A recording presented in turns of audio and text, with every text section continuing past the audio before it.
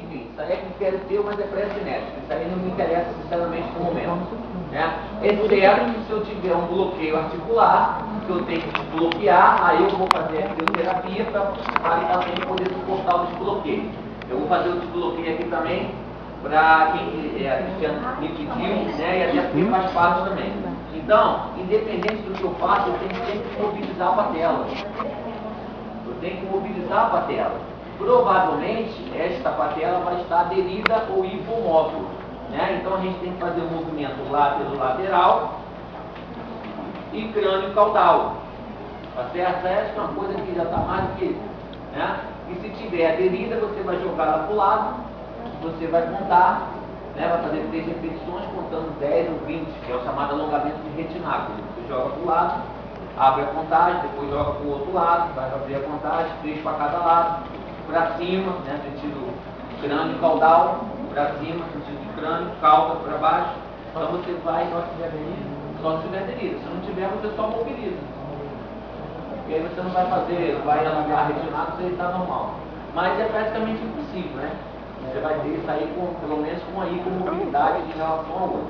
E agora você vai mobilizar o outro lado, tudo que eu falar aqui, se fizer, exceto de desbloqueio articular, você vai fazer bilateralmente, tá certo? Então vamos supor que essa paciente aqui apresente um bloqueio articular fisiológico. Eu falei que eu costumo fazer técnica de desbloqueio articular. Vocês aí atrás não vão ver nada, hein?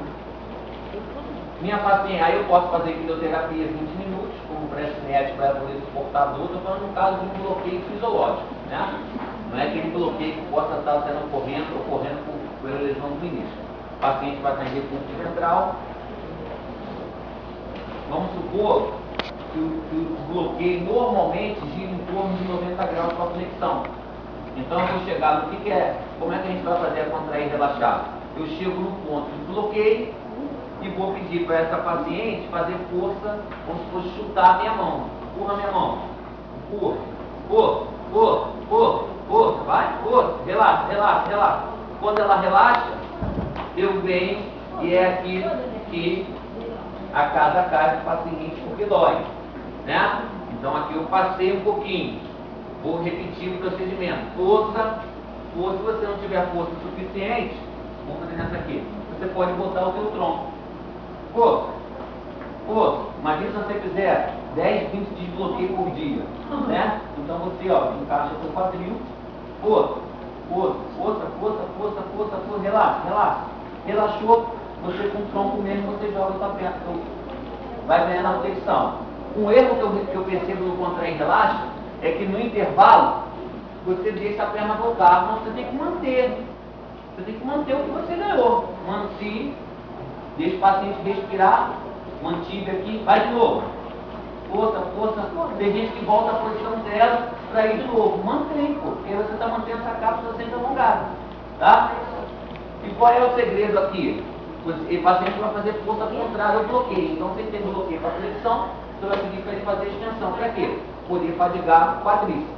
Fadiga quadríceps, você ganha. Se fosse ao contrário, se fosse para flexão, você ia pedir para ele fazer, se fosse para extensão, desculpa, você ia pedir para ele fazer a flexão, vai, levanta a perna. Força, relaxa. Aí você ia fazer o contrário. Só que nesse caso aqui, o bloqueio vai ser efetivamente para flexão. A não ser que ele vá, tenha uma complicação cirúrgica, fique imobilizado no leito, com tração, mas aí não serviu para esse tipo de lesão, não.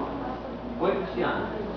E essa aqui é o contrair e relaxar, porque baseado na minha experiência, é a técnica que eu acho que mais tem feita. Você pode fazer outros, né? Mas a mais tradicional é essa, justamente porque surge um maior efeito. Agora tem estabilização rítmica, inversão lenta, energia muscular, que na verdade acaba sendo a mesma coisa. Qualquer área. É muito mais, quais são as áreas com mais bloqueio? Joelho e ombro. Aí a mesma coisa, você tem um bloqueio para a abdução, você bota no ponto e pede para ela fazer sempre um movimento contrário ao bloqueio. Se você quiser fadigar a musculatura contrária. E o paciente sobrecido pode fazer também a situação contrária e relaxa? Depende da fase, né? Não sente mais dor. Mas assim, a musculatura, a gente percebe o quê? Que a mente da pessoa já não deixa. Esquece o minuto como certo. ali vai estar travando todo o movimento. Tem aí o ABC, você depende da fase, porque você com a técnica dessa você pode aumentar o tônus, entendeu? Agora se for uma fase tardia, 2, 3 anos, tem um ombro congelado, aí você de repente pode fazer. Numa fase inicial não aconselho não, porque qualquer aí pode. Agora tem que avaliar custo-benefício, vale a pena você sacrificar o paciente para quem você vai ganhar. Aí tem que avaliar o caso e aí entra para a neuro com o professor. Entendeu? Numa fase inicial do primeiro ano, eu acho meio arriscado você começar a dar muito estímulo para essa musculatura, porque está numa fase clássica, mas a qualquer momento pode entrar numa fase espástica. Então você acaba potencializando essa espasticidade, então tem que tomar cuidado.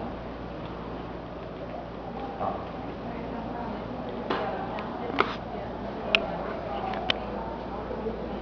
Dá um final, já tá falando.